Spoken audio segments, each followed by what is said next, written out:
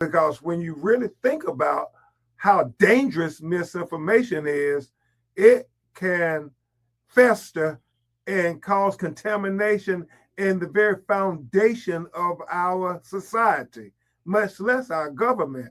And so when we talk about filing this formal complaint with the FTC, now, whether they act or not, we don't know. When you talk about our sister Nakima and the misinformation that was allowed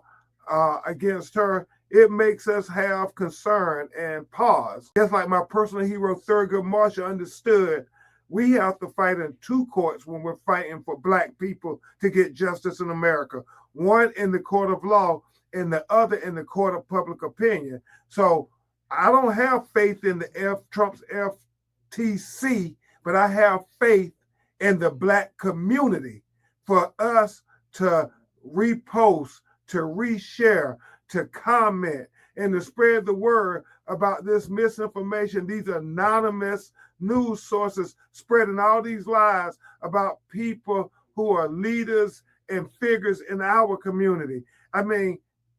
how can Google and them cite to anonymous sources and allow it to trend as if it's a legitimate news story without fact checking it? The fact that YouTube and Google and these giant media corporations are allowing them to say that they're US-based companies when they're in places like India and Pakistan and Russia. And if you saw the news story and said that it was a foreign entity out of Russia reporting it, then that will make you look at it with less credibility. But when you see that it is a source that's saying they are a United States-based corporation, and Google and YouTube, no, that's not true, but they don't correct them or hold them to account or fact check them, then the unsuspecting public starts to believe, well, it must be true that Kenny and Faith marriage is on the rocks, or Steve and Margie marriage is on the rocks, or, Alicia Keys and Swiss Beats, even though none of it is true,